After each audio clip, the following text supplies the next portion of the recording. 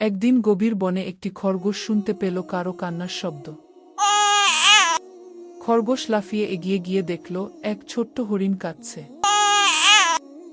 খরগোশ জিজ্ঞেস করল, কি হয়েছে তোমার? হরিণ বলল, আমি দেখতে পাই না, মা বাবাকে হারিয়ে ফেলেছি। খরগোশ তার নরম হাত হরিণের গায়ে হাত রাখল। ভয় পেও না, আমি তোমার বন্ধু হব। এরপর থেকে খরগোশ প্রতিদিন হরিণকে নিয়ে ঘুরত।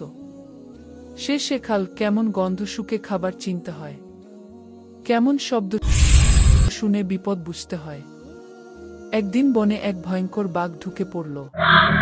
খরগোশ দ্রুত হরিণ বাচ্চাকে ঘন ঝোপে লুকিয়ে দিল এবং নিজে লাফিয়ে লাফিয়ে বাঘের সামনে এগিয়ে গেল। বাঘ খরগোশকে ধরতে গিয়ে বিভ্রান্ত হল। বিরক্ত হয়ে বাঘ অন্যদিকে চলে গেল। হরিণ আনন্দে কাঁদতে কাঁদতে বলল, তুমি শুধু আমার বন্ধু নও, তুমি আমার চোখ। সাদা খরগোশ তখন কাঁদতে থাকে, কারণ এই ভালো খরগোশটির জন্য তুমি এখনো লাইক সাবস্ক্রাইব করো নাই।